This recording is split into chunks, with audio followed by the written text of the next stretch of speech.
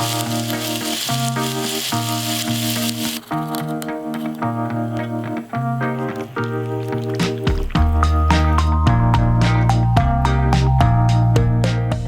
everyone, it's Yuto from SadashiRecipes.com, and today I'm going to show you how to make a very delicious and warming noodle dish called curry udon. This recipe uses thick and chewy udon noodles, and we serve them in a thick Japanese curry soup. I'm making it with chicken today. Like most udon recipes, the soup is going to start with a dashi base, which I'm going to show you how to make now. For 2 portions of curry udon, you will need 600 ml of cold water, 2 sheets of kombu, which is a dry kelp you can buy easily at Asian supermarkets, and 15 grams of bonito flakes, which are called katsuobushi in Japanese.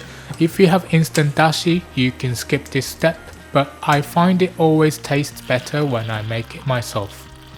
So we start by pouring the cold water into the bowl, add the kombu and let it soak for about 30 minutes. If you have time, soak it for longer, but the main point is we want it to become softened. After 30 minutes have passed, we transfer it to a pot, turn on the heat, and just as it starts to boil, we remove the kombu and add the katsuobushi.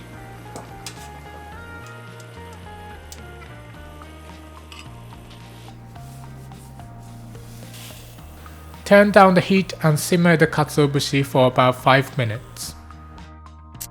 Katsuobushi is very fine and will have little bits in the dashi, so to make the broth clear, we're going to strain it. I'm just gonna line a sieve with a paper towel to catch all those little bits.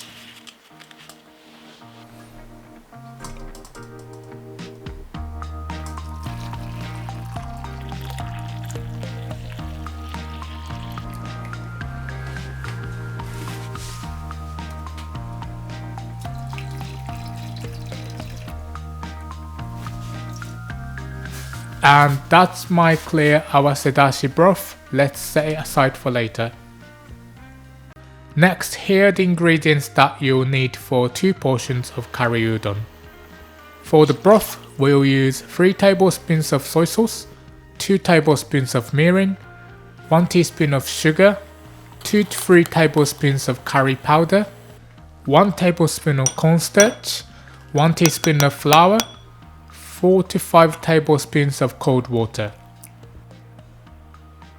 And for the rest of the dish, you will need 2 portions of udon noodles, 1 teaspoon of sesame oil, 150 grams of chicken thigh, 100 grams of spring onions plus 2 tablespoons of the green part finely chopped to garnish, 50 grams of shimeji mushrooms. I also use Japanese fish cake called kamaboko and a fried tofu called aburage in this recipe, but if you can't get them, it's okay, you can leave them out.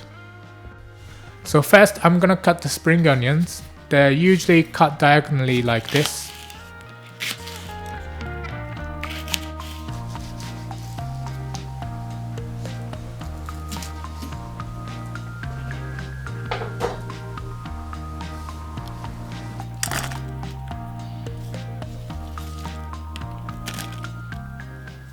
Next I have this aburage.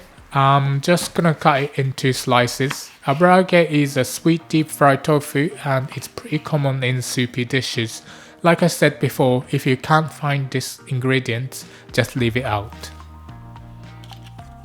So let's get on with the rest of the dish. I've got a pot here and I'm gonna heat it on medium and add a drizzle of sesame oil. Once it's hot enough, add the chicken. I'm using chicken thigh with the skin on, so I place the skin side down first and seal the surfaces. To be honest, you don't have to use chicken thigh. This dish is also good with pork, beef, seafood or just vegetables on their own, but if you're using meat, just make sure to seal the surfaces to lock in the flavour and juices. Once it's all sealed, add the dashi broth. Now we're gonna add the soy sauce, mirin and sugar and give it a mix.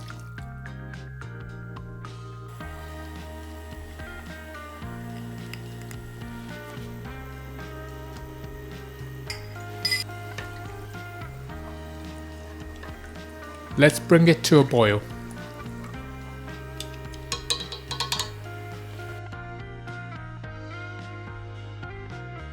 Once it's boiling, lower the heat to a simmer. Next, we're gonna make the curry paste. First, take 2 tablespoons of curry powder. I have some S&B curry powder here, which is Japanese, but any curry powder works for this recipe.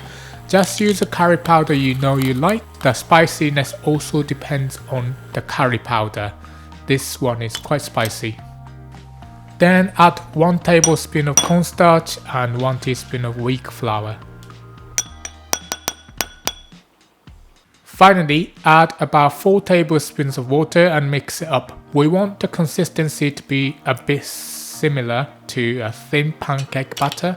If it's too thick, it's gonna go lumpy when it's added to the soup, so feel free to add more water if you need to.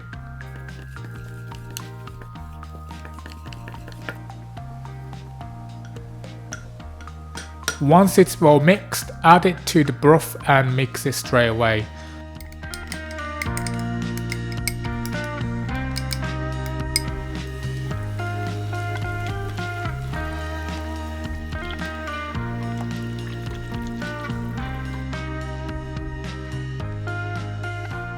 When it's well incorporated, add your spring onions, mushrooms, and kamaboko and abrage if you have them.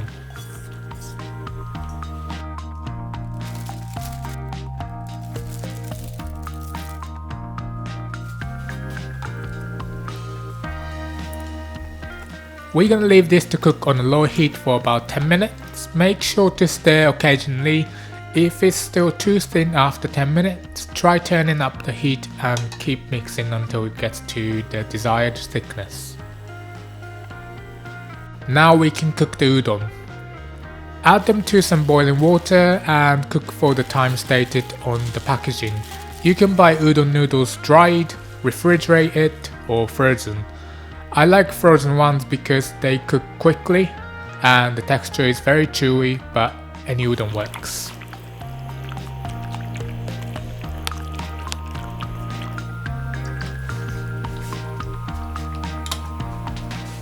Once they're cooked, drain the water and place them in the serving bowl.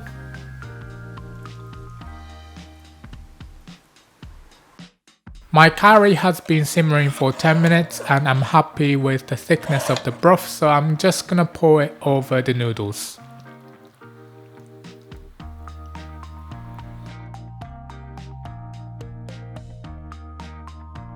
You can rearrange the meat and vegetables so that the presentation looks nice. Finally, garnish with chopped spring onion, and there you have it, tasty, thick and warming chicken curry udon.